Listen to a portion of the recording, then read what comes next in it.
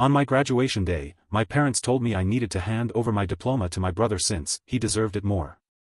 I laughed and said, "That's not how this works." They started screaming when the dean called my name and announced. I grew up in a household where favoritism wasn't just present, it was law. My younger brother, David, was the sun, the moon, and the stars in my parents' eyes. He could do no wrong. When he got into trouble at school, it was the teacher's fault. When he wrecked his first car, they bought him another one. Meanwhile, I was expected to be the responsible one, the one who didn't need attention, praise, or, apparently, basic human decency. But this took it to a whole new level. Let's rewind a bit. I worked my ass off in school. Straight A's, extracurriculars, part-time jobs to save up for college, everything I could do to secure a future for myself. Meanwhile, David? He was failing half his classes, spending nights out partying, and generally being a walking disaster. Still, my parents worshipped him. I would hear them whispering about how he was so special and how his potential just needed to be unlocked. Meanwhile, when I asked for help with tuition, I was told, "You're smart. You'll figure it out." Fine. I did. I got scholarships. I took on more work. I made it happen. Fast forward to my college graduation. A massive milestone. I had double majored, graduated summa cum laude, and even landed a job offer months before finishing my last semester. I was proud of myself. Not that my parents ever asked about my achievements. Then came the moment that still makes my blood boil. We were in the auditorium, moments before the ceremony started. My parents and David sat beside me, stiff and formal, like they were there out of obligation. I figured they were just being their usual selves. Then, my mom leaned in and whispered, "After you get your diploma, you need to hand it to David." I blinked. "What?" "You heard me," she said, looking at me like I was stupid. "David deserves it more than you do." I laughed. Not a nervous laugh. A real, genuine laugh. Because surely, this was a joke. But no. She was serious. My dad, ever the enforcer of my mother's delusions, nodded. "It'll mean so much to him," he said, voice dripping with that fake, patronizing tone I hated. "You already have a job. You don't need the validation, but he does. This could be the push he needs to turn his life around." I was still stunned, but I managed to say, "That's not how this works." David, who up until that point had been scrolling on his phone, smirked. "Come on, don't be selfish. It's just a piece of paper." My hands clenched into fists. Just a piece of paper? Just a piece of paper? No. This was 4 years of sleepless nights. This was missed parties, missed vacations, skipped meals to afford books. This was blood, sweat, and sacrifice. And they wanted me to hand it over like some participation trophy? Before I could respond, the ceremony started. I sat there, boiling, as the names were called. I barely heard a thing until, my name. I stood. Walked to the stage.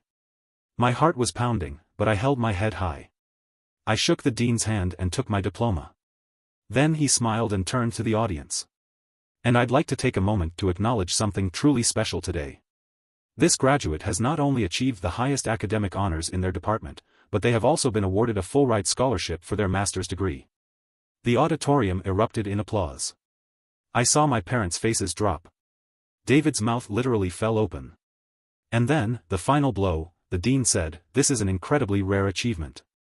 Let's give another round of applause." People stood. Cheered. I felt invincible. I turned to look at my parents and brother. Their expressions? Priceless. I walked off stage and back to my seat, feeling like I was floating.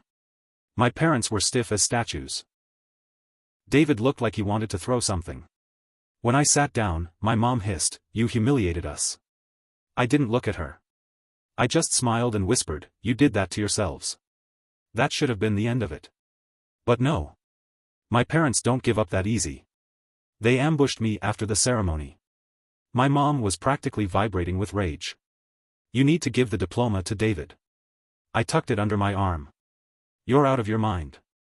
My dad's face turned an ugly shade of red. "We have done everything for you, and this is how you repay us?" "Everything for me?" I asked, incredulous. "You mean, like how you refused to help me pay for college? Or how you ignored me for 22 years while treating David like a king?" David finally spoke up. You're being dramatic. That set me off. Dramatic? Dramatic? Do you have any idea what I had to do to get here? While you partied and pissed away every opportunity, I was working my ass off. And now, you all seriously think I should just give you my diploma? Silence. I shook my head. You don't deserve it. None of you do. Then, I turned and walked away. I ignored their calls. I ignored the texts. I even ignored the passive-aggressive Facebook posts from my mom about how some children are so ungrateful. Then the real revenge began. I blocked them. All of them. I moved across the country. I legally changed my last name so they couldn't claim any of my future achievements. And the best part? I sent David a picture of my master's diploma when I got it. Along with a simple message, still just a piece of paper. For a while, my life was peaceful. I had cut my family off, moved across the country, and built a future for myself. No more manipulation, no more being treated like a second-class citizen in my own family. Then, out of nowhere, I got another email from my mom. At first, I almost deleted it without opening it.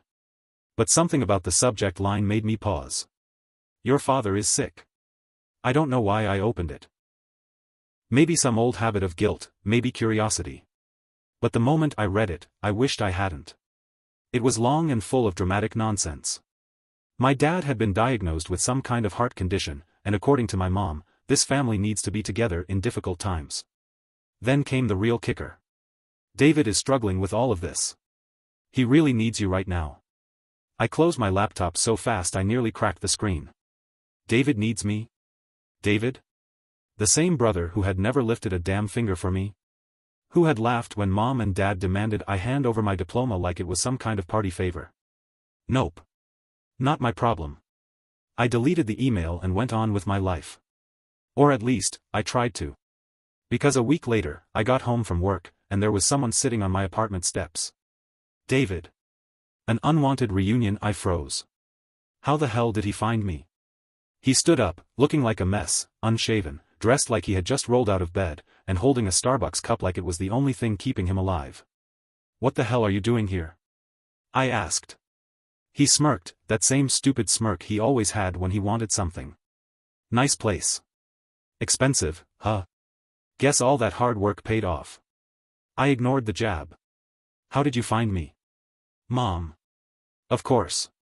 I let out a breath, forcing myself to stay calm. What do you want? David shrugged, like he hadn't just shown up unannounced 3 states away from where he lived. Look, Dad's really sick. He might not make it. Mom's a mess. She's been crying for weeks. You know how she gets. I crossed my arms. Not my problem. His jaw tensed. You're seriously still holding a grudge? I laughed. A grudge? A grudge? David, you and our parents treated me like I was disposable for 2 decades. And now you think you can just show up and guilt-trip me into pretending we're a happy family? He sighed, rubbing his face like he was exhausted. Look, I didn't come here to fight. I came because Mom needs money. There it was. I let out a sharp, humorless laugh. You're joking. She's drowning in medical bills. Dad's treatments are expensive. The insurance isn't covering everything, and they're talking about taking out loans. I told them. You told them what? I snapped. That I'd pay for it? That I'd fix all their problems? His silence was answer enough. I shook my head, disgusted. Let me get this straight. They spent years ignoring me, belittling me, treating you like royalty, and now, when they need money, suddenly I exist? Jesus, it's not like that, he muttered. Then what is it like, David? I shot back. Tell me. What do they say about me now? Do they even know how hard I had to fight to get where I am? Or am I still just selfish because I didn't hand my future over to you on a silver platter? David sighed, looking away. For the first time, he seemed uncomfortable. They think you should help because you can, he admitted. Because you're the successful one now. That hit me like a punch to the gut. Not because it hurt, but because it was so damn predictable. The setup. I took a slow breath, forcing myself to stay calm. I see. And what about you? What are you doing to help? He shrugged. I'm trying to find work. I narrowed my eyes. Trying? So you don't have a job? He shifted uncomfortably. Not right now, no. Typical. I smiled coldly. So let me get this straight. You, the favorite child, who never had to lift a damn finger your entire life, are still unemployed, still mooching off mom and dad, and still expecting me to fix your messes. He didn't deny it. I shook my head. Get the hell out of here, David. I turned to unlock my door, but then he dropped a bomb. If you don't help, they might lose the house. I froze. And just like that, it all clicked. A bigger game. This wasn't just about Dad being sick. This was about money. They didn't just want help with the medical bills. They were in deep financial trouble. Probably had been for a while. And now they were desperate. I turned slowly. Let me guess. Dad didn't save anything, did he? Mom spent every dime she had keeping you afloat, and now there's nothing left. David said nothing. I laughed, shaking my head. This is karma. Every single decision they made led to this. He stepped forward, looking serious now. So what? You're just gonna let them lose everything? I looked him dead in the eye. They let me lose everything.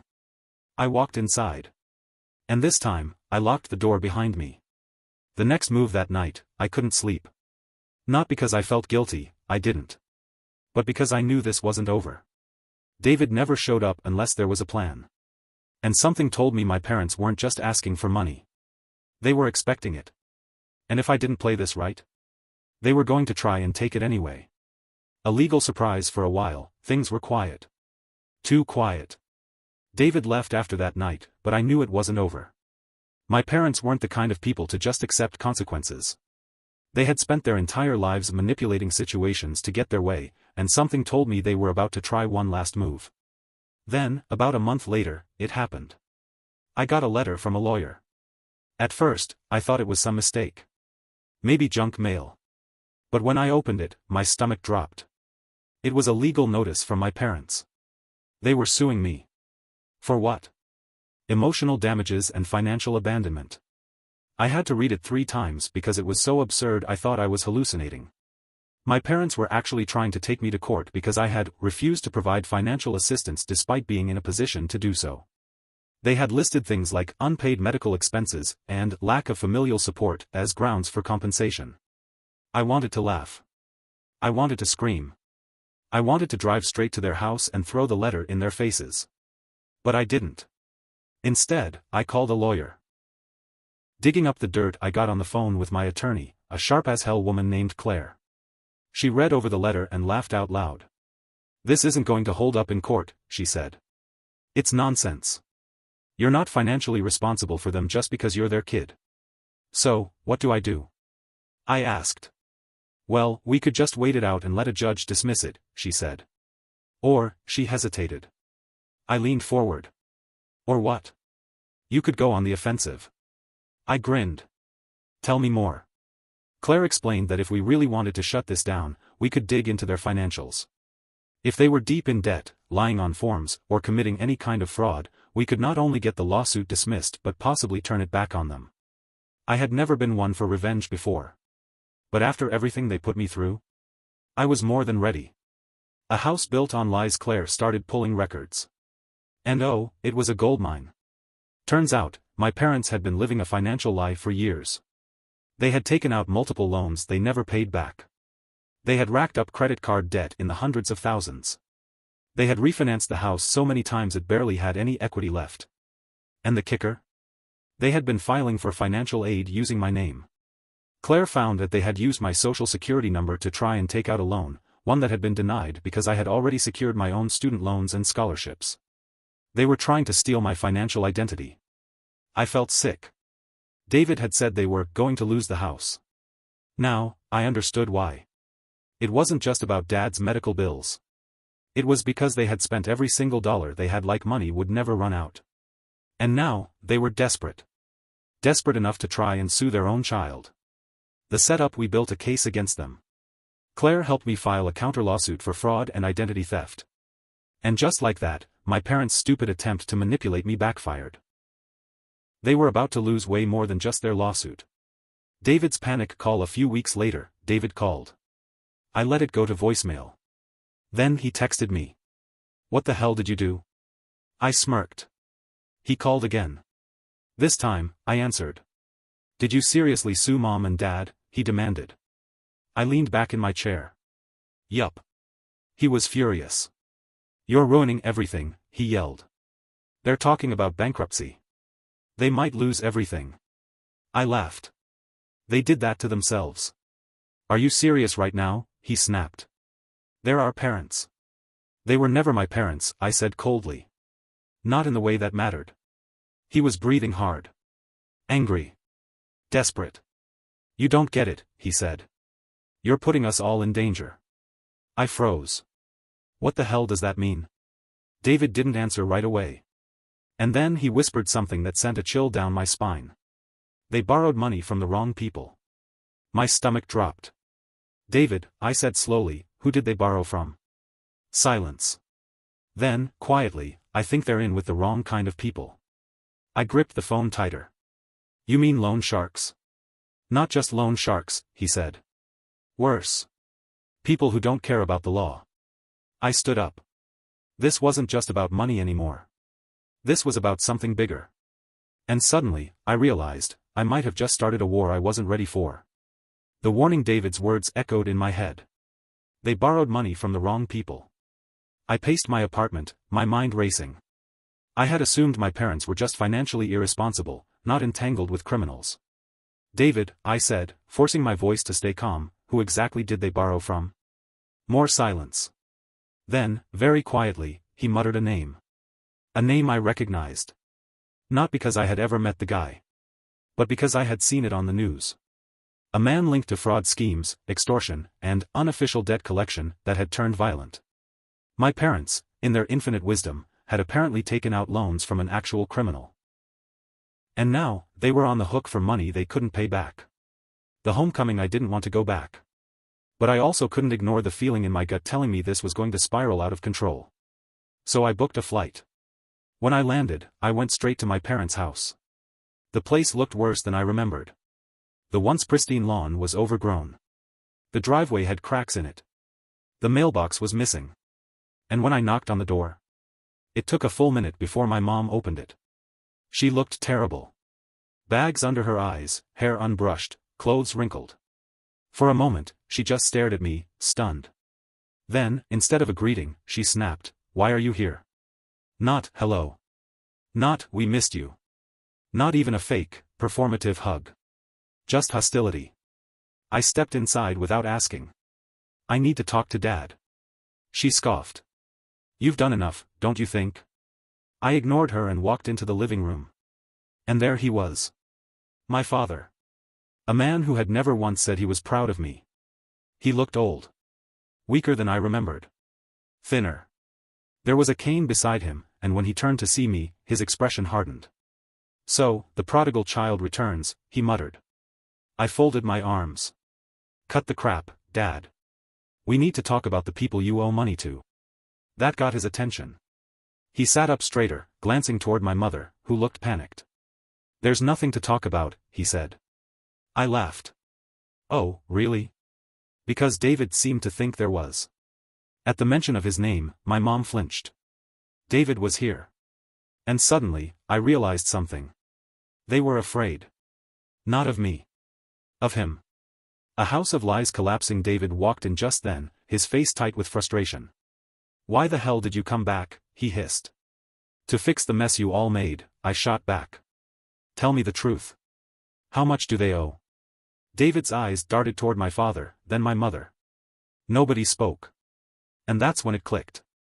David owed the money. Not just my parents. Him. I turned to my mom. "Did you lie to me?" She swallowed hard. Looked away. David rubbed his face and muttered, "You wouldn't understand." I snapped. "I wouldn't understand. I broke my back to build a life because none of you ever supported me. Meanwhile, you partied, failed out of school, and somehow managed to get so deep in debt you turned to a goddamn criminal for help?" David looked furious. "It wasn't like that, then what was it like?" I demanded.